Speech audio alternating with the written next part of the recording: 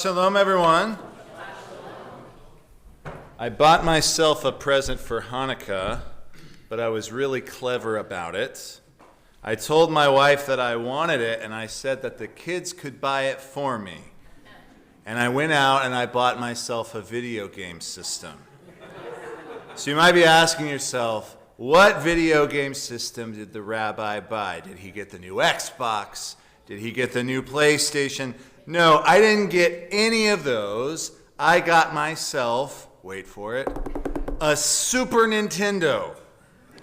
For those of you keeping score at home, the Super Nintendo system came out in 1991. This will hurt me to say, 34 years ago now. It's the game system that I grew up playing. So with the help of eBay and a few adapter cords, I was plugged in and I was ready to play. And I began the epic quest of Super Mario World.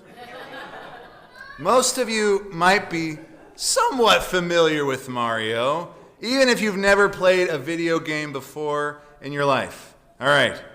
He is an Italian plumber with red overalls and a big mustache. He was developed in Japan in the 80s. And first debuted in the arcade game Donkey Kong, and he eventually got his own game. And by the time 1991 came around, Super Mario World was the biggest game on the planet. I remember playing it when I was 6 years old, which is now my son's age. So recently, we've decided to play it together, level by level.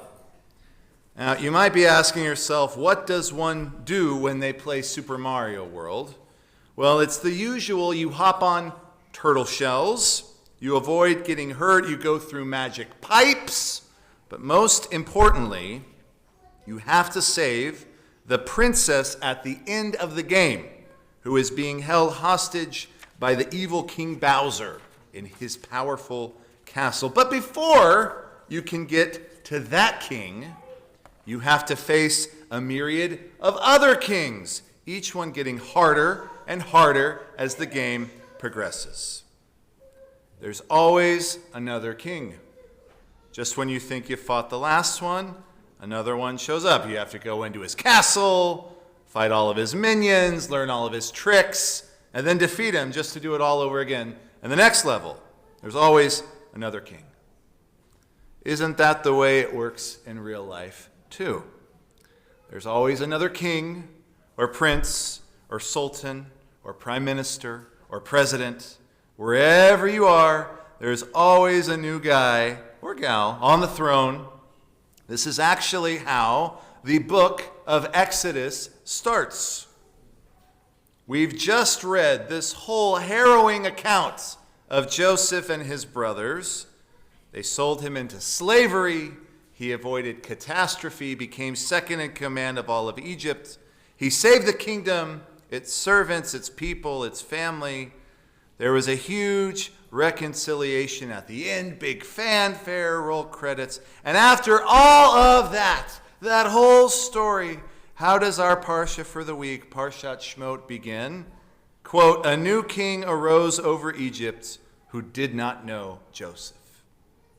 After all of that, I've always wondered how this new guy didn't know about Joseph. Or maybe he just kind of knew and didn't really care, I think. There's always a new king. There's always a new guy that wants to make his mark. So he rolls out sweeping reforms, makes a bunch of unnecessary changes, says a bunch of things, yada, yada, yada. Maybe he builds himself a nice pyramid or a nice statue to be remembered by, gives himself his own national holiday. But then what happens to that guy? He dies, and some new schlepper comes in and does the exact same thing. Our liturgy emphasizes this exact idea. The psalmist writes in chapter 146, quote, do not put your trust in princes or mortal men who cannot save you, because when their spirit departs, they return to the ground. On that very day, their plans come to nothing. But the maker of heaven, the earth, and the sea, and everything in them is Adonai, who remains faithful forever. Now, what's interesting is that our rabbis come along and throw a loop in the whole thing. In the Talmud, in Barachot 58a, it mentions that Jews are supposed to recite a blessing when they encounter royalty, whether the royalty is Jewish or not. There are actually two blessings that the Talmud gives, one for a Jewish king and one for a non-Jewish king. And since we don't have Jewish kings right now, the blessing would be Baruch Shenatan Mikvodo Liberiota. This is who gives honor to creation. In various Sidurim, this blessing is included at the back of the book. I remember when I was studying in the conservative yeshiva in Jerusalem, my chevruta, my study partner, was from England. And he told me that he was the winner of a drawing, and he got to visit Buckingham Palace, and he was able to see the Queen from a distance. And he said with tears in his eyes that he recited the bracha for seeing royalty, and he told me that that moment was incredibly meaningful for him.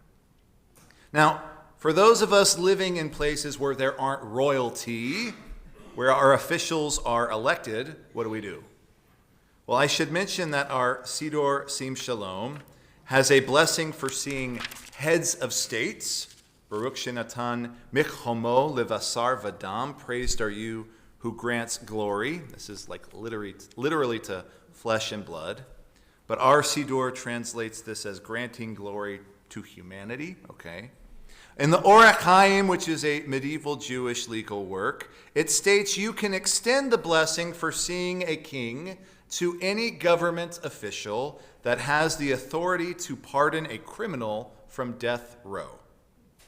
So I guess in America that would translate to the president, or can governors pardon death row? Okay, so a governor or a president. Now, before everyone gets upset, I want to make a caveat. I don't talk about politics from the Bima. I haven't before, and I'm not about to start. And yes, the timing of the sermon just happens to be in a time where there's a lot going on politically. But the nature of my message is not to pick sides. It's actually the opposite. On Saturday mornings here at Agudas Achim, we stand and say a prayer for our country. We say it in English, a prayer for our country's, quote, leaders, judges, officers, and officials. Notice, all plural. I think this is the correct thing to do. You see, in every person's lifetime, hopefully, they probably will encounter several kings or presidents or prime ministers, etc.